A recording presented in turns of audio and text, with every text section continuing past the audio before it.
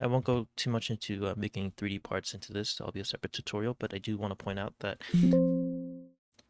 um, sorry, I need to make my part body the in-work object before I create any 3D elements.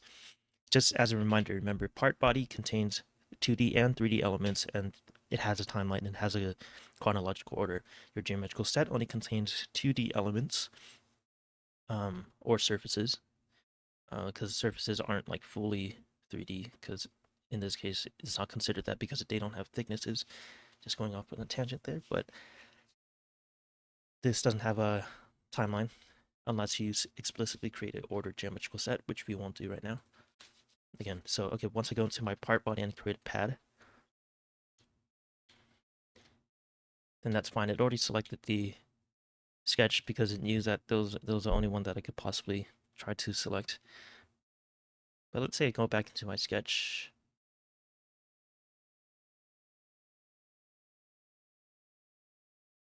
And then I create some kind of line that no longer makes it just one closed contour. Then trying to exit, then it gives me an error, right?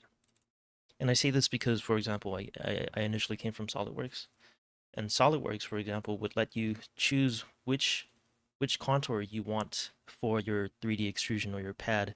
But in this case, in order for you to isolate and tell it that you just want to create the circle as the pad, then you have to make this a construction element. Then once you exit, right, then it should be good.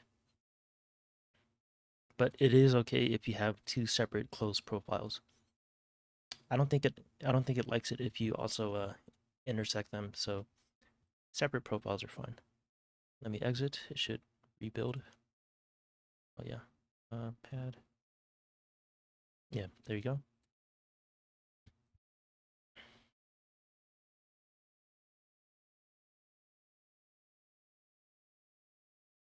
Okay, now let's go through the. Yeah, now let's go through the rest of these sort of one by one. Text. No, I think that's fine. Okay, let's do. If I wanted some symmetry, for example, let me create a line. This will just be my construction line. And if I wanted to sort of basically mirror this without duplicating it, then I would click symmetry.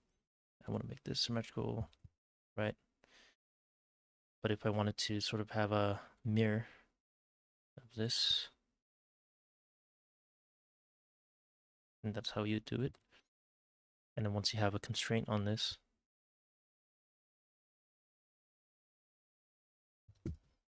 then the constraint would also, of course, mirror onto the other side. Let's restart. If I have a circle here, I could also, within just the sketch tool, translate it. It's probably not a good example for rotation, but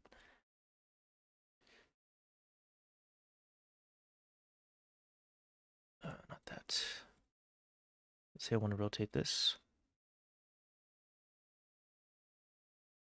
about, so you have to select the center up about which you want to rotate.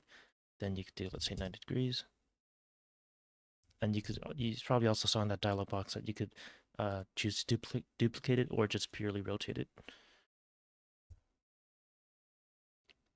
Scale and offset, pretty self-explanatory. If I want to scale this about, let's say, this corner, and there you go. Same thing with offset. If I had a line like this, and I want to offset it,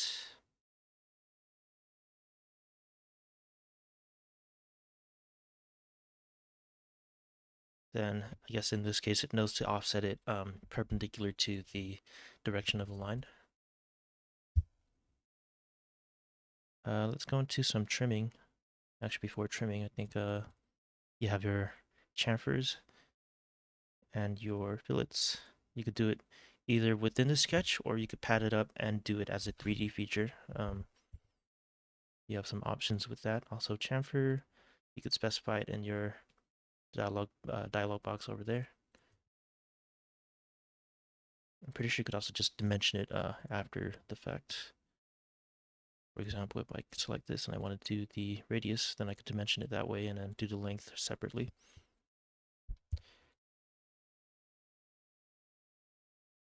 Let's say I have a rectangle and a line.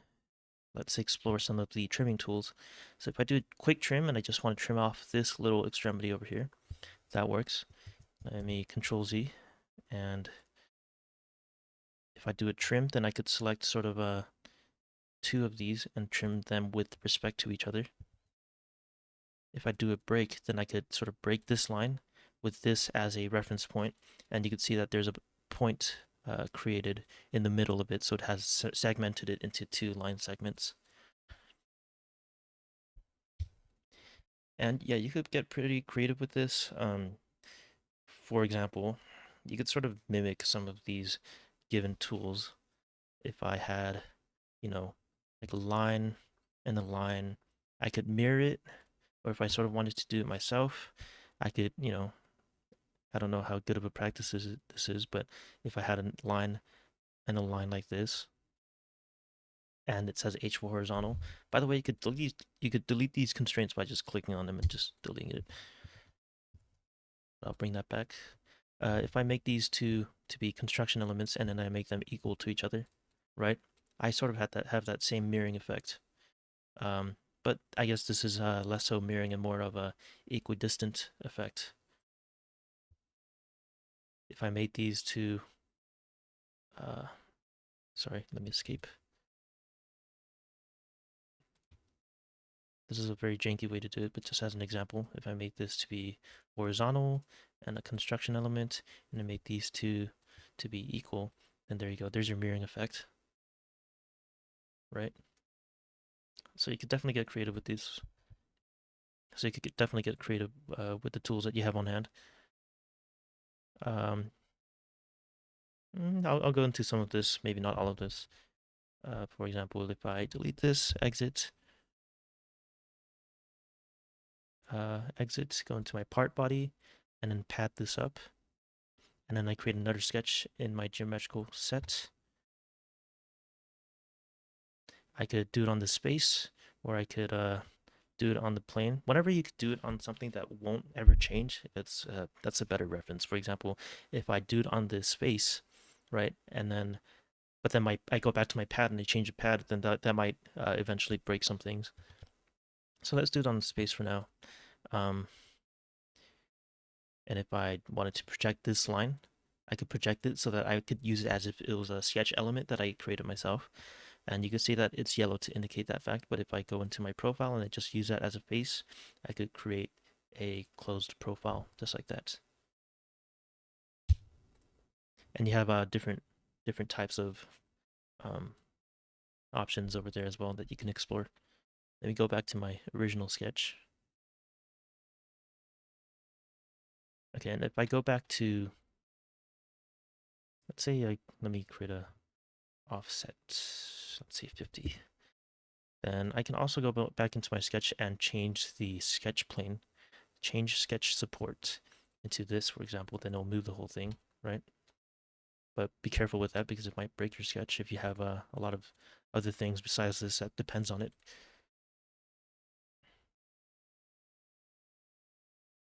You can also move it into different geometrical sets.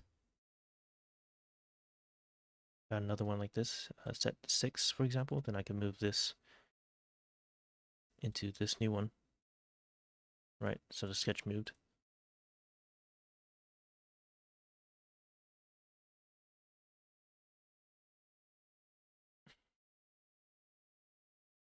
And yeah, that's probably all you need to know for at least your basics. Um, there's slightly a bit more that you can definitely do, and I went over but didn't fully explore every single little tool. But I think that's a very good starting point. And after this, I'll create a tutorial going more into the part design tools that we have over here that you see in front of you. But that is it for now. Thank you for watching.